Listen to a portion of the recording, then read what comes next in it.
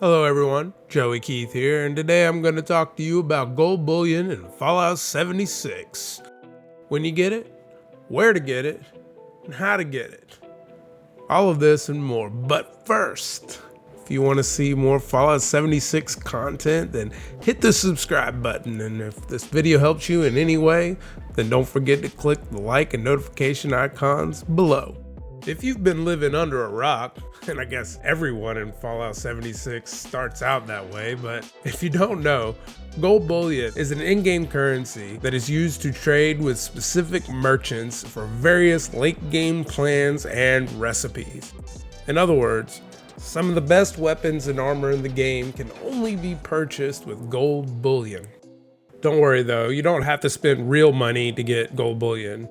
You can get a little extra with your Fallout First subscription through the scoreboard, and we'll talk about that later. But keep in mind that gold bullion can't be obtained for the most part until the player completes the Wastelander's main quest line. So if you haven't done that, then go do that right now. Also, players are limited to 10,000 bars per character, so no hoarding, okay? And stick around till the end to see how to exchange caps for gold bullion. That's right, caps. All right, let's get this thing started. I've got 3 ways to get gold bullion. Well, 4 if you count the few, and I mean very few times Bethesda gives it to us as a login free bonus. But the first way that I've found is by simply completing challenges for the scoreboard. Doing this can get you a couple hundred bars along with a ton of other stuff, so don't forget to check your challenges every time you log in and at least do the easiest ones. And of course, if you have Fallout First, then you're gonna get a little bit of extra gold bullion on top of that in the scoreboard. So if that seems like it might be a little worth it for you, there you go. Treasury Notes are rewarded for completing certain challenges and can be exchanged at a gold press machine for 10 gold bullion each. Wastelander's daily quests are the easiest challenges to do in my opinion, so every time you log in you should try to do these. It should only take a half hour at most. If you go to the crater, you can activate the daily by just going to the map and clicking here. Sometimes the quest is retirement plan, so you will have to report to Roxy, but this time I had to go report to Ren. She will ask you to go get 3 radio vacuum tubes located on your map. Once you have retrieved them, one will be broken, and you will have to fix it at a tinker's workbench. Take them back to Ren to receive 3 Treasury Notes.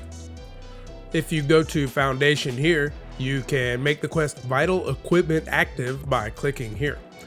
Talk to Ward, and he will give you a tracking beacon for your Pip-Boy and use it to track down some equipment that was stolen by someone. Just go to the area marked on your map, turn on the tracking beacon using the radio tab in your Pip-Boy, and follow the signal until you find the person with the stolen equipment. You can either talk them into giving it to you or take them out. It's up to you. Bringing the equipment back to Ward will reward you with 3 Treasury Notes. Photo Opportunity is a quest given to the player by Davenport, the Mr. Handy assistant of the Vault 76 Overseer. All he asks is that you do some reconnaissance of the settlers and the raiders. All he expects you to do is take a picture of a couple of areas or people. You will need a camera for this. Photo mode will not work. So if you don't have one, then Davenport will give you a quest to get one before you can do Photo Opportunity. So don't worry. Once you bring the photos back to Davenport, you will be rewarded with 3 more Treasury Notes. So those are the 3 Wastelander daily quests that you could do. That'll get you 9, well, actually that's going to be 90 gold bullion every day. And they're really easy to do. Like I said, half hour at best. So make sure you're taking advantage of that. Farming public events is the only other way to get Treasury Notes every time you complete the challenge. So keep an eye out for the little octagon with the exclamation point in the middle of it. Don't get it confused with the octagon event without the exclamation point, because those don't give you treasury notes. If you want to get the most treasury notes every day, then you should be playing every event that pops off. Public events now begin every 20 real world minutes across all worlds. They should never overlap, and the same event should not happen twice in a row. Some of the events give you more treasury notes than others. I'm going to divide them into, let's say, 4 tiers, 1 being the easiest and 4 being the hardest. Tier 1 events include Campfire Tales, Distinguished Guests, Fast Not Day, Feed the People, Guided Meditation, Jailbreak, Path to Enlightenment, Primal Cuts, Riding Shotgun, Swarm of Suitors, and Tea Time. These events are pretty easy and kind of fun, but they only reward 2 treasury notes. It's still worth doing since there will be no other public events going on at that time. Alright, so now let's talk about Tier 2 events. They include Free Range, Graham's Meat Cook, Heart of the Swarm, Line in the Sand, Load Bearing, Mischief Night, One Violent Night, Uranium Fever, and Spin the Wheel. These events are a little harder and take a little more ammo to complete, but are totally worth the 3 treasury notes that drop once completed. Some Tier 1 and 2 events are seasonal, so they only show up certain times of the year. Now we're at Tier 3 events, and they're pretty hard, so make sure you're on a server with plenty of people to join you, and I wouldn't worry too much. People are gonna join you. So these events aren't like the other ones. They're not on a timer necessarily. These events can only be started by the player by completing daily quests. So let's talk about the event Encrypted. It starts when a player uses the terminal at the Pylon ambush site and has an Assaultron recall keycard in their inventory. There's a 3-hour cooldown for this one. So you can start it, do it, and then you have to wait 3 hours before you can start it again. The other one that I want to talk about is Scorched Earth. This one is triggered after Fisher Site Prime is nuked by a missile from one of the Appalachian Automated Launch System silos at the conclusion of Mission Countdown. These events will give you 4 treasury notes if you complete them. But like I said, they're a little hard, they take a lot of ammo, and it is best to have like 8 people. I would say at least 8 people. Yeah. I did want to bring up that the event Seismic Activity is actually a Tier 2, only because it only gives you 3 treasury notes, but it's not on a timer like all the other Tier 2s.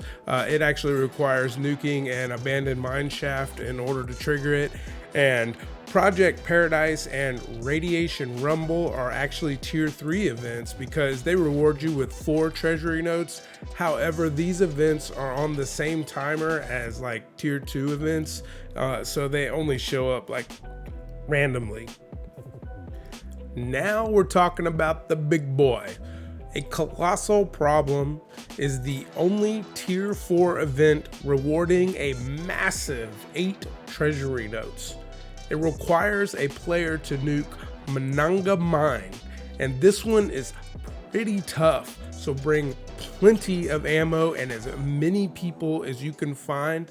Make sure that the server that you're on is fully populated. The Wendigos in this one are crazy, so be prepared. It is worth it though, and it is so fun. Alright, so I've talked about getting gold bullion from the scoreboard and from treasury notes that you get from events, but now I'm going to show you the easiest way to get them.